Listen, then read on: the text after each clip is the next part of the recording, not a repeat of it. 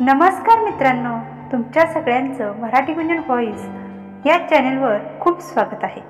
आज आपण अबोल प्रेम ही सुंदर अशी कथा बघणार आहोत। कॉलेजला जाण्यासाठी दररोज एक मुलगा बस स्टॉपवर बसची वाट बघत उभा असायचा। त्याच बस स्टॉपवर एक मुलगी तोंडाला स्कार्फ बांधून यायची। तिचे फक्त काळेभोर डोळेच दिसायचे। तिच्या डोळ्यांमध्ये एक वेगळीच चमक होती, एक वेगळंच आकर्षण होतं। दोघांची नेहमी भेट व्हायची, पण एकमेकांसाठी अनोळखी होते। तो नेहमी तिला बघायचा, स्कार्फमुळे तिचे फक्त डोळेच दिसायचे। एके दिवशी तिला खूप वेळ होतो। तो बराच वेळ तिची वाट बघत होता। बराच वेळ होतो, पण ती काही येत नाही। शेवटी वाट बघून तो बसमध्ये चढतो। बस निघते। बस पुढे पुढे जात होती, तेव्हा त्याचं लक्ष तिच्याकडे जातं। ती बसच्या पाठीमागून धावत येत होती। हे बघून तो ड्रायव्हरला सांगून बस थांबवतो आणि तिला हात देऊन बसमध्ये चढायला मदत करतो।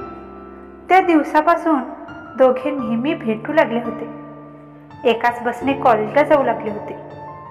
दोघांची खूप चांगली घट्ट मैत्री होती। न सांगताच बऱ्याचशाच गोष्टी एकमेकांना समजू लागल्या होत्या। असेच कितीतरी महिने निघून जातात, पण त्याने एवढ्या दिवसांमध्ये तिचा एकदा सुद्धा चेहरा बघितला नव्हता। तिचे ते सुंदर दिसणारे डोळेच फक्त त्याने पाहिले होते। तिच्या डोळ्यांमधून कितीतरी भावना व्यक्त होत होत्या। त्याला एकदा तरी तिचा चेहरा बघायचा होता। दिवस रात्र तो फक्त आणि फक्त तिचाच विचार करायचा। झोपेत नेहमी तिचीच स्वप्न बघायचा। तिला सुद्धा त्याच्याशिवाय थोडं सुद्धा राहवत नव्हतं। हळूहळू त्यांच्या मैत्रीचं रूपांतर प्रेमात बदलत होतं। तो बऱ्याच वेळा तिच्या समोर आपलं प्रेम व्यक्त करण्याचा प्रयत्न करतो।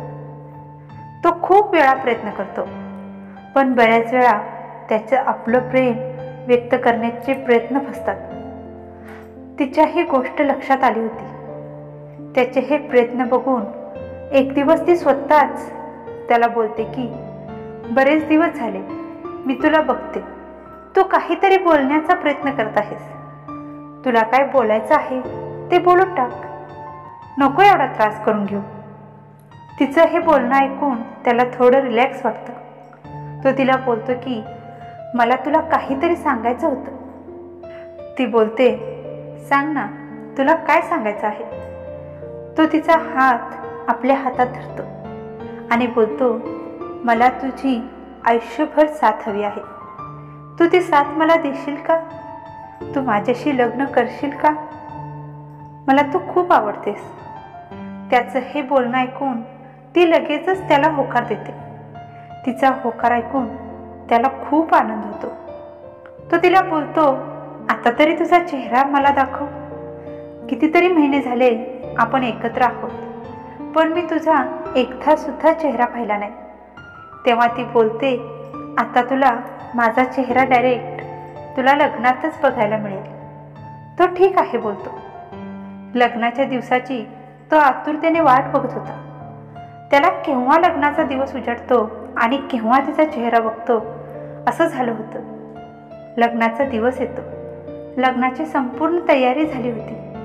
सगळे पाहुणे आले होते। मुहूर्ताची वेळ जवळ आली होती, पण आली नव्हती ती नवरी मुलगी। तो खूप वेळ तिची वाट बघतो। सगळे पाहुणे मंडळी कंटाळून निघून जातात, पण ती काही येत नाही। त्याला तिचा खूप राग येतो। त्याला असं वाटतं की तिने आपल्याला फसवलं। तो रागारागाने तिच्या घरी जातो। तेव्हा त्याला असं समजतं की लग्नासाठी येताना तिच्या गाडीचा ॲक्सिडेंट झाला आहे आणि तिला हॉस्पिटलमध्ये घेऊन गेले आहेत। तो लगेचच हॉस्पिटलमध्ये जातो। तेव्हा तिला नवरीच्या वेशात जखमी अवस्थेत बघून त्याचे डोळे भरून येतात। त्या दिवशी तो पहिल्यांदा तिचा तो सुंदर चेहरा बघतो। नवरीच्या रूपातलं तिचं ते मनमोहक जखमी अवस्थेतलं रूप बघून त्याला अश्रू अनावर होतात। बऱ्याच वेळानंतर ती शुद्धीवर येते। तेव्हा ती त्याचा हातात हात धरते आणि बोलते की तुला असं रडताना मला बघायला नाही आवडत. असं जर रडत राहिलास ना, बघ मी तुझ्याशी अबोला धरे ना. तेव्हा तो तिला बोलतो की तुला हवा तेवढा अबोला माझ्याशी धर, पण तू एकदा लवकर बरी हो. तेव्हा ती बोलते, बघ मी कायमचा अबोला धरेन तुझ्याशी. तेव्हा मला नको म्हणू की मी तुझ्याशी अबोला धरला आहे म्हणून. ॲक्सिडेंटमध्ये तिच्या डोक्याला खूप मार लागला होता, खूप रक्त गेलं होतं. ती त्याचा हातात हात धरते आणि बोलते की कितीही काही झालं तरी माझं हे अबोल प्रेम तुझ्यासोबत नेहमी राहणार आहे असं बोलते. आणि तिचा हात त्याच्या हातातून खाली पडतो. तेव्हा त्याला काहीच समजत नाही की काय झालं. तेव्हा तो तिला खूप उठवण्याचा प्रयत्न करतो, पण ती केव्हाच देवाघरी गेलेली होती. पण तिचं अबोल प्रेम त्याच्यासोबत नेहमी राहतं. ज्या दिवशी देवा ब्राह्मणाच्या साक्षीने दोघेसुद्धा अग्नीच्या भोवती 7 फेरे घेणार होते, नवीन आयुष्याला सुरुवात करणार होते, पण त्याच दिवशी तिच्या देहाला त्याला अग्नी द्यावी लागते. असं काहीतरी कोणाच्या सुद्धा आयुष्यात घडू नये. आशा करते की मित्रांनो तुम्हाला आजची ही कहाणी आवडली असेल तर नक्की लाईक, शेअर आणि कमेंट करायला विसरू नका. त्याचसोबत चॅनलवर जर नवीन असाल तर सबस्क्राईबसुद्धा करा. भेटूया पुढच्या कहाणीमध्ये. तोपर्यंत धन्यवाद.